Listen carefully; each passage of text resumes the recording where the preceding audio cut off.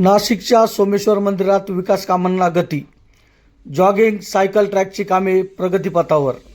आमदार सीमाताई हिरे यांनी केली प्रगतीपथावर असणाऱ्या कामांची पाहणी. नाशिक शहरातील गोदावरी नदीकाठी असलेल्या सोमेश्वर मंदिर परिसरात आगामी सिंहस्थ कुंभमेळा 2027च्या पार्श्वभूमीवर विकास कामांनी वेग घेतला आहे. नाशिक पूर्वच्या आमदार सीमाताई हिरे यांच्या विशेष प्रयत्नातून या परिसराचा कायापालट करण्याचे काम सध्या प्रगतीपथावर आहे. या विकास कामांमध्ये भाविकांसाठी आणि नागरिकांसाठी महत्त्वाच्या असलेल्या सुविधांचा समावेश असून विशेषतः परिसराचे सौंदर्य वाढवणारे व जॉगिंग ट्रॅक आणि सायकल ट्रॅक उभारण्याचे काम वेगाने सुरू आहे. या सुविधांचा परिसरावर होणारा मोठा परिणाम होणार असून सोमेश्वर मंदिर परिसरात नैसर्गिक सौंदर्याने नटलेला असल्याने या ट्रॅकमुळे नाशिकमधील नागरिकांना मॉर्निंग वॉक व सायकलिंगसाठी एक उत्तम व शांत ठिकाण उपलब्ध होणार आहे. तसेच नदीकाठच्या घाटांची दुरुस्ती, सुशोभीकरण व भक्तांसाठी आवश्यक मूलभूत सुविधांची कामे हाती घेण्यात आलेली आहेत. अधिकाऱ्यांनी दिलेल्या माहितीनुसार ही सर्व कामे सिंहस्थ कुंभमेळा 2027च्या आधी पूर्ण करण्याचे लक्ष्य ठेवण्यात आले आहे. काम पूर्ण झाल्यानंतर सोमेश्वर मंदिर केवळ एक धार्मिक स्थळ न राहता नाशिककरांसाठी एक महत्त्वाचे पर्यटन आणि विरंगुळा केंद्र म्हणून विकसित होईल. आमदार सीमाताई हिरे यांनी स्वतः या कामांची पाहणी करून कामाचा दर्जा आणि गती कायम राखण्याच्या सूचना दिलेल्या आहेत. लवकरच नागरिकांना या अत्याधुनिक आणि सुंदर परिसराचा लाभ घेता येईल अशी अपेक्षा आहे. सद्गुरू रक्षा न्यूज 24साठी अभिजित कोल्हे, नाशिक. नमस्कार, मी आमदार सौ सीमा महेश हिरे. आज सोमेश्वर येथे एक साईट सुरू आहे. जे काम हे निधीतनं सुरू केलेलं आहे वर्षभरापूर्वी. जवळपास 3.5 कोटी निधी देऊन वर्षभरापासून इथलं हे काम सुरू आहे.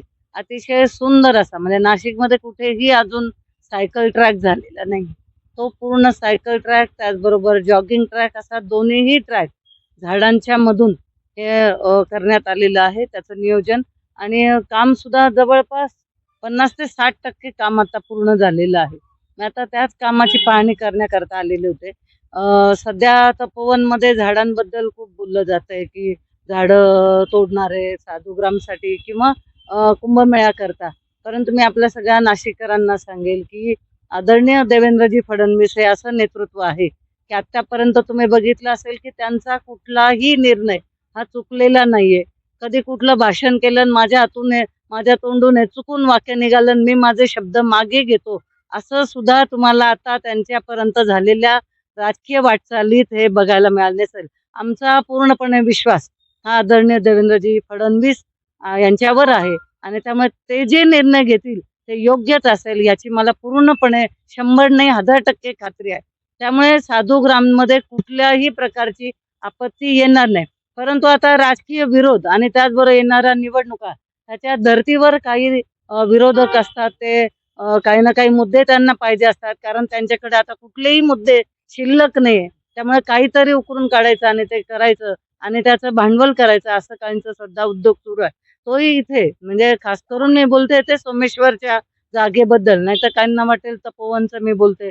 परंतु सोमेश्वर या जागेबद्दल आपल्या सगळ्यांना माहिती आहे की अतिप्राचीन मंदिर इथे आहे महादेवाचं, आणि अनेक शिवभक्त इथे दर्शनाकरता येत असतात.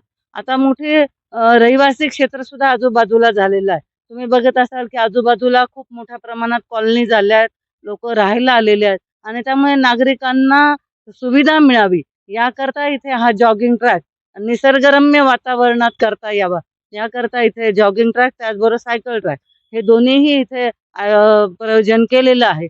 परंतु आता समोरचे जे असतील विरोधक, त्यांच्या पायाखालची वाळू घसरलेली आहे. मी आताच त्यांना सांगते की त्यांनी लिहून घ्यावं की त्यांचं डिपॉझिट जप्त केल्याशिवाय आम्ही शांत बसणार नाहीये, हे तर त्यांनी ध्यानात घ्यावं. आणि त्यांच्या लक्षात आलंय, कळून चुकलेलं म्हणून कुठेतरी विरोध करायचा, विकास कामं थांबवायचे आणि असं दाखवायचं की हे झाडांचं नुकसान करतायत. तिकडचा मुद्दा पकडून ते कुठेतरी इकडे त्याचं भांडवल करतायत, कारण आता त्यांच्याकडे दुसरे कुठले मुद्दे नाहीये. आणि त्यामुळे त्यांनी हे काम सुरू केलेलं आहे की इथले काम कुठेतरी थांबवायचे, लोक जे काम करायला येतात त्यांना अडवायचं, हे उद्योग सध्या सुरू आहे. आणि त्यामुळे मी सगळ्यांना सांगेल, नाशिककरांना सुद्धा, असे जे कोणी कामं करतात त्यांना त्यांची जागा आत्ताच दाखवून देऊया.